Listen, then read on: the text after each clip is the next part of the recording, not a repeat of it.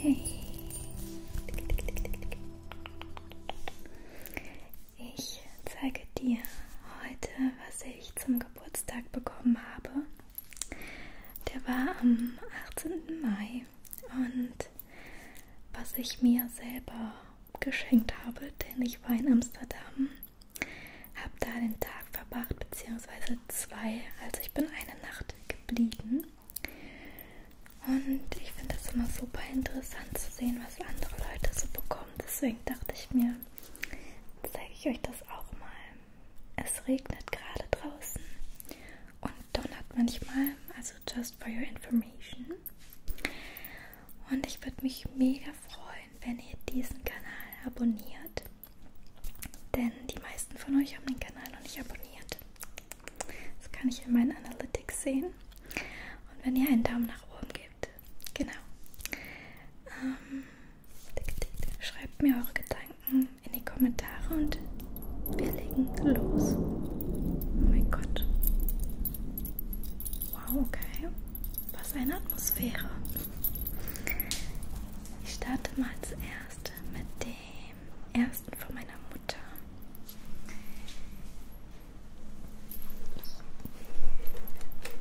Die sind jetzt schon ein bisschen verwelkt, weil ja, ist jetzt ja schon eine Weile her. Das war so ein schöner Blumenstrauß, wirklich.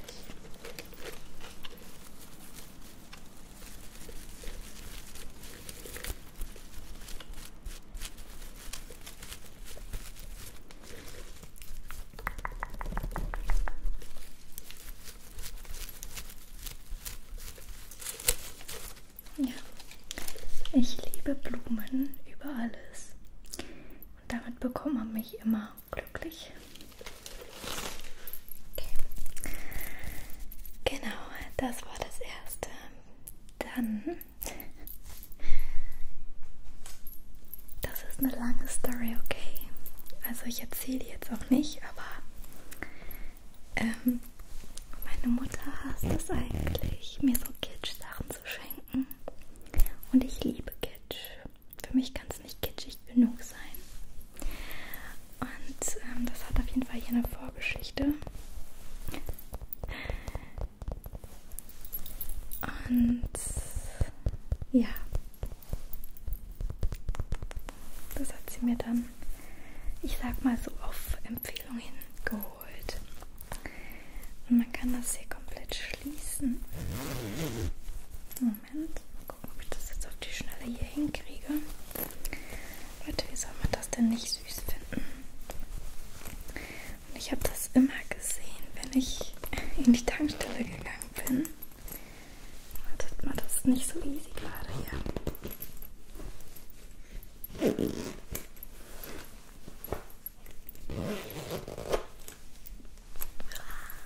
Ich schreie. Wirklich.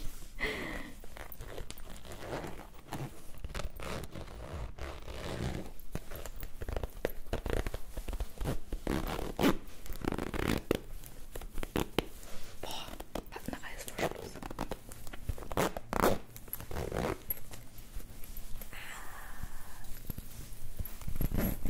Das sind auch gleichzeitig die Ohren.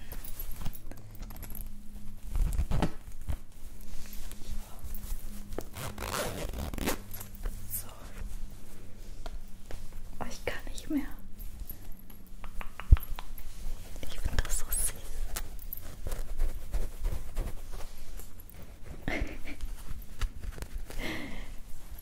Ja. Passt auf jeden Fall nicht zu dem Alter, wie alt ich geworden bin, dass ich Kuscheltier bekomme. Aber ich lieb's. Und ich habe mir nichts lieber gewünscht. Dann habe ich hier so ein kleines Pandora-Armbändchen, was ich mal geschenkt bekommen habe. Und ich bin eigentlich gar nicht so dieser Pandora-Schmuck-Fan. Aber dadurch, dass das so personalisiert wurde, also da ist ein Hund dran für meine beiden Hunde, ein Buchstabe, dann ist da noch eine Katze für Poki, ein kleiner Glitzerstern, hier ist ein Mond mit Sternen Und jetzt neu dazu bekommen ein kleiner Oswald. Vielleicht kennt ihr Oswald. Das ist der Vorgänger von Mickey Mouse. Und ich habe auch ein Portemonnaie von dem. Und ein T-Shirt. Und einen Pulli habe ich mir geholt, wo ich so ein Ding drauf bügel von Oswald. Ja. Sehr, sehr cute. Und da ist ein Diamant dran. Also der hält so einen kleinen Diamant in der Hand. Und das ist ich habe den genauen Begriff vergessen, aber ein gezüchteter Diamant aus dem Labor, glaube ich, wenn ich mich jetzt recht erinnere.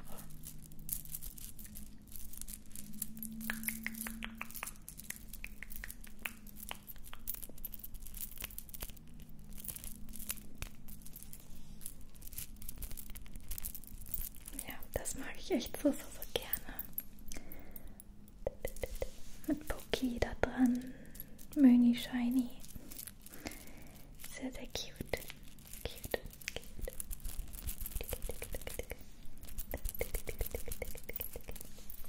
Dann habe ich noch das hier bekommen.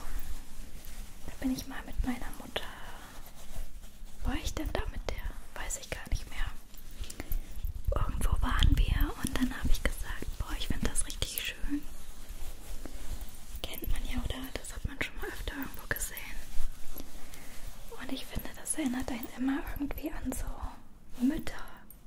Obwohl wir sowas früher gar nicht hatten, aber ich finde, das gibt immer so einen cozy Vibe irgendwie.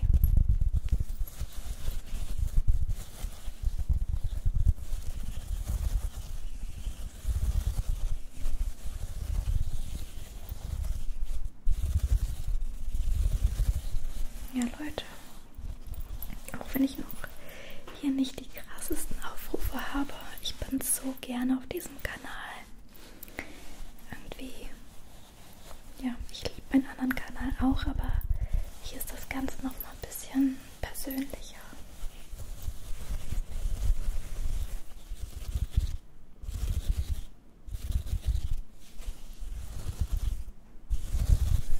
Ich mache die Tage auch mal so ein Fokus-ASMR-Video und ich glaube, dafür eignet sich das auch ganz gut.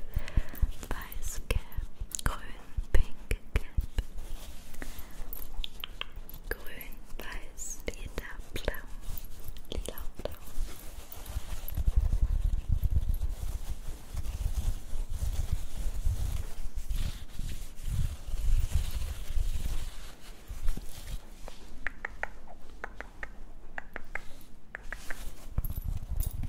Ja.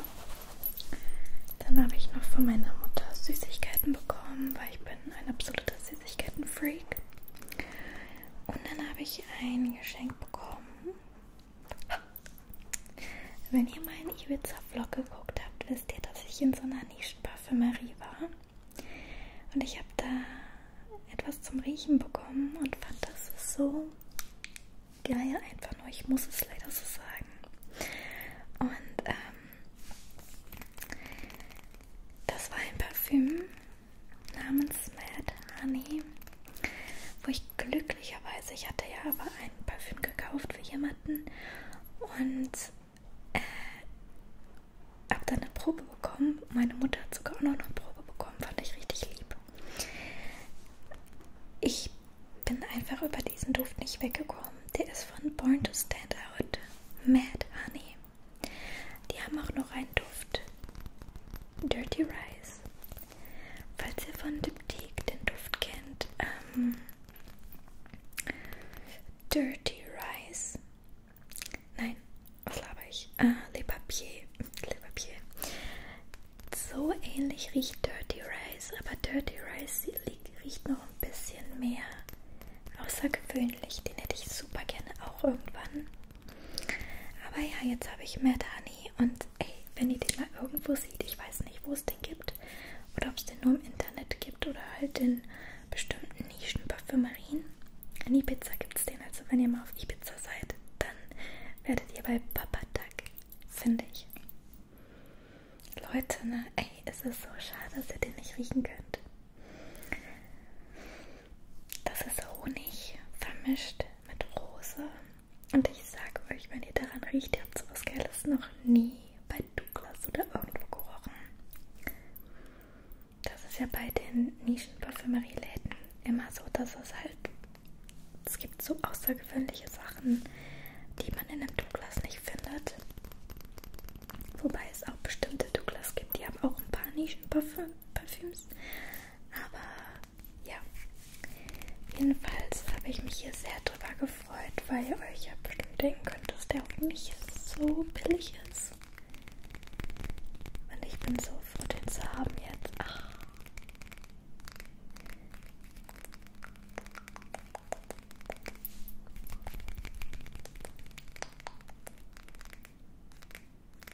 Ich habe mich auch gar nicht getraut, die Probe zu benutzen, weil dieser Duft für mich so heilig ist.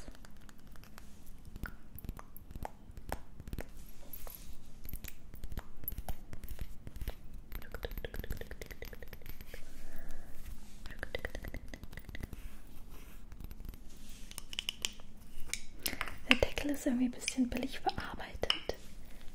Der fliegt so ab. Aber nun gut, das Parfüm ist dafür geil.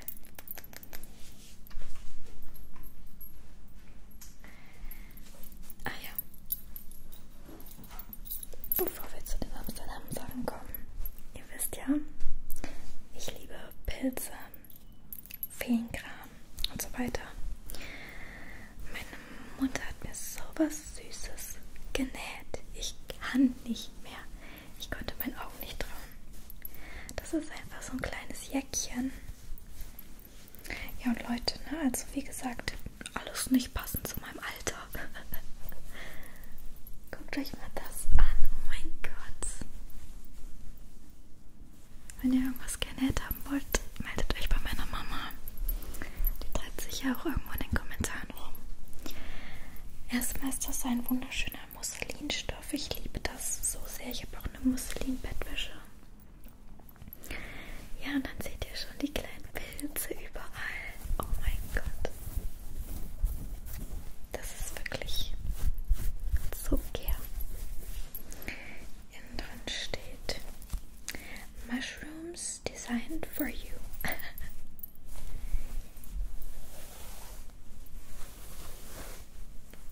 So süß, wirklich.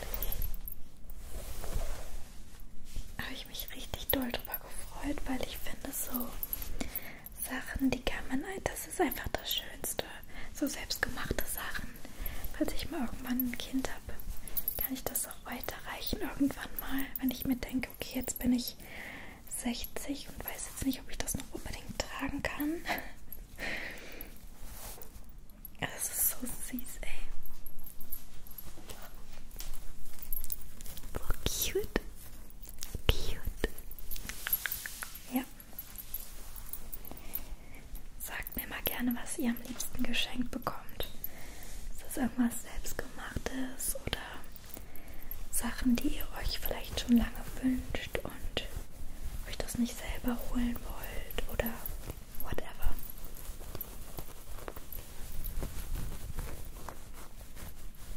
Eigentlich wünsche ich mir nur, dass meine Hunde 50 Jahre alt werden. Okay, und dann war ich in Amsterdam. Und das Lustige war,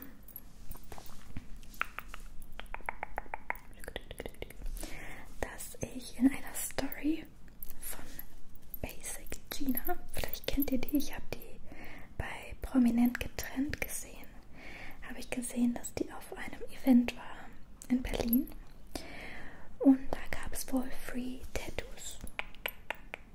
Free Tattoos, Free Tattoos. Free Tattoos. Und dann fand ich die Tattoos richtig cute und habe mir gedacht, geh mal auf das Profil. Und dann, ich hatte auch das schon mit Amsterdam gebucht, sehe ich so, dass es einfach eine Tätowiererin aus Amsterdam ist. Und ich habe sie angeschrieben und tatsächlich hat sie mir irgendwie 3 Tage vorher einen Termin gegeben, um am Sonntag, also einen Tag nach meinem Geburtstag, tätowiert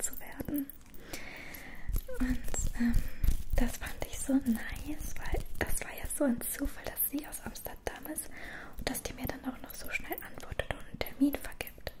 Das ist crazy gewesen. Ja, ich habe zwar noch einige Tattoos auf meiner Wunschliste, aber die hatte so süße Wanna-Dos, dass ich gesagt habe, okay, nehme ich 2 von den Wanna-Dos, weil die hätte ich so oder so irgendwann gewollt und ich würde auch voll gerne beibehalten, wenn ich mal irgendwo verreise, dass ich mir da in der Stadt oder in dem Land ein Tattoo mache. Das ist voll die coole Erinnerung. Aber mal sehen. Das erste ist dieses Tattoo hier. Ein kleiner Pilz. Passt ja auch ein bisschen zu Amsterdam. Mit so Sternen drauf und Glitzer drumherum. Und ich fand das super duper süß, als ich das gesehen habe. Und ich wollte irgendwann mal einen kleinen Pilz tätowiert haben. Am liebsten hätte ich auch noch irgendwo ein kleines Pilzhäuschen. Und das andere könnt ihr euch jetzt maybe auch schon denken. Es ist eine kleine Fee, die so ein bisschen Glitzer streut. Und die finde ich so schön. Richtig toll geworden. Wir hatten überlegt, die zuerst hier hinzumachen. Dann hätte die es hier so runtergestreut, weil ich finde das jetzt schade, dass das Glitzer so ins Nichts geht, wisst ihr. Also klar, es geht so ein bisschen auf die Sonne. Das ist übrigens mit einer meiner Tattoos, was ich am wenigsten mag tatsächlich. Ich habe mir überlegt, das wegmachen zu lassen und ein neues dahin, aber ich glaube, ich lasse es jetzt einfach so. Ich hätte es halt voll schön gefunden, wenn die Fee auf die ganzen Pflanzen, die ich habe, und das dann auch noch mehr werden, drauf gestreut hätte, aber ich fand das so schade hier, weil das ist so süß, finde ich. Und ich wollte das immer sehen. Also habe ich mich für die Stelle entschieden. Weiß ich nicht, vielleicht mache ich mal irgendwann da noch mehr Glitzer hin. Keine Ahnung. Ja, das dazu. Genau. Dann waren in Amsterdam immer ganz viele, ja, so Pflanzenstände. Und da habe ich mir mitgenommen einer meiner absoluten Lieblingspflanzen, die Vergissmeinnicht. Die habe ich auch hier tätowiert. Und die muss ich mal jetzt einpflanzen.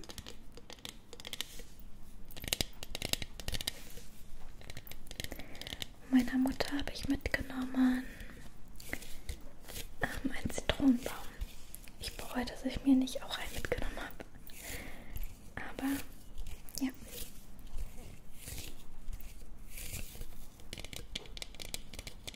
Voll schön mit dem Regen. Ich hoffe, ihr könnt den hören.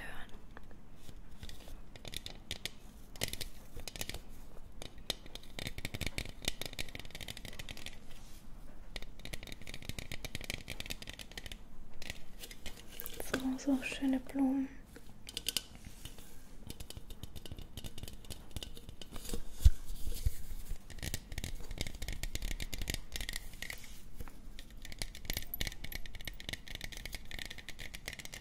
Okay.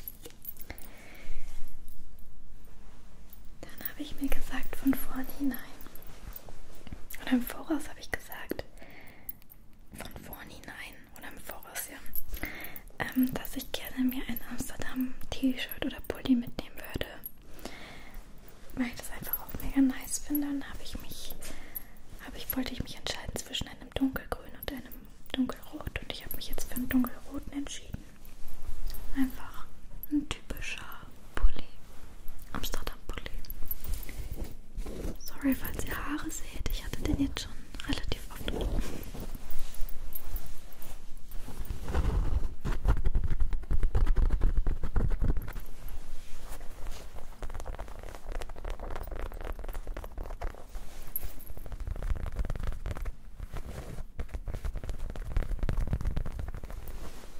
Auf dem Rückweg, by the way, dann noch bei Taco Bell angehalten. Da habe ich mir immer auf Madeira die Tacos mit den Bohnen und der Frischkäsefüllung geholt und den Cheese Fries. Oh.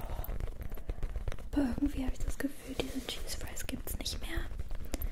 Zumindest war ich, wann war das denn? Letztes Jahr, vorletztes Jahr schon mal in Holland. Und da hatten die einfach nur noch so eine komische Soße drüber. Aber auf Madeira war das halt wirklich überbacken. Und ja, das ist dann immer so eine kleine Erinnerung an Madeira, wenn man Taco Bell isst.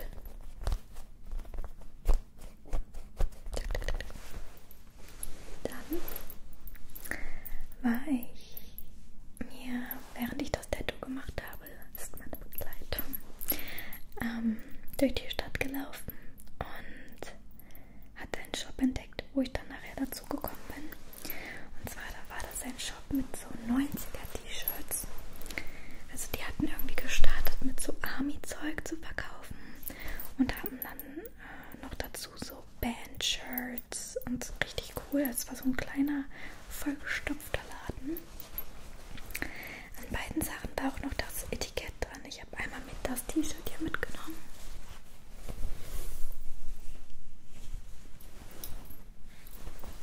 Das fand ich sah richtig geil aus. Das ist einfach ein Glow-in-the-Dark-T-Shirt. Das wusste ich nicht. Das hat die mir dann an der Kasse gesagt. Die war noch gar nicht mal so günstig. Wie gesagt, da war noch Etikett dran und das war original aus den 90ern. Das ist auch keine Verarsche oder so. Hoffe ich. Und das andere ist von den Looney Tunes. Looney Tunes. Und zwar, ich muss das aber wahrscheinlich kürzen lassen, haben wir hier einmal ein Teufelchen, ein Engelchen und in der Mitte das unschuldige Tweetilein. Ist das nicht süß? Und hinten steht drauf Still an Angel. Ich finde das richtig cute.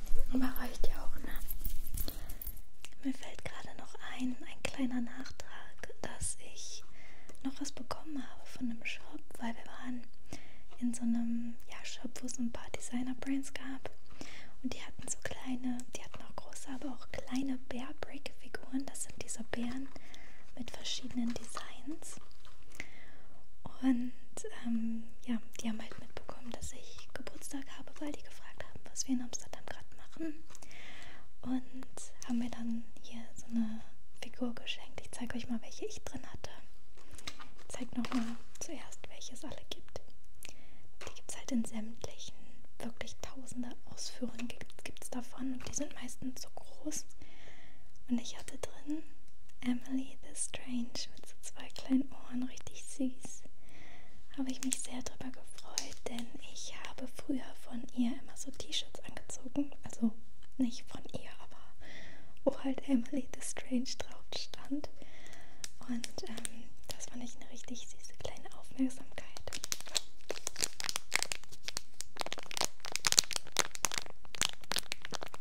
Ja, ich hätte mich zwar auch gefreut, besonders über diesen hier, den braunen Bär oder den bunten Bär hier. Aber Emily the Strange ist schon cool, vor allem weil auch so durchsichtige Ohren dran sind und das sieht irgendwie sehr ästhetisch aus. Aber ja, das noch dazu und weiter geht's. Ja, über die Tattoos bin ich mit am glücklichsten, weil ich mir da immer, ich denke mir da jetzt schon so, oh, darf man das sagen auf YouTube? War das die richtige Stelle? Also ich liebe die Stelle schon, aber wie gesagt, ich finde finde schade, das ist einfach. Aber eigentlich passt das auch, weil mehr glitzert auch immer so schön. Ich fand, das hätte es irgendwie so cool gefunden, wenn es auf die Pflanzen glitzert. Naja, das hier wird bald auch nochmal nachgestochen. Das kleine Prinz auch und die Pflanze tatsächlich. Und dann lasse ich mir eventuell noch ein Tattoo dazu machen, aber ich bin mir noch nicht sicher. Okay, das war's jetzt. Lasst mich eure Gedanken in den Kommentaren wissen.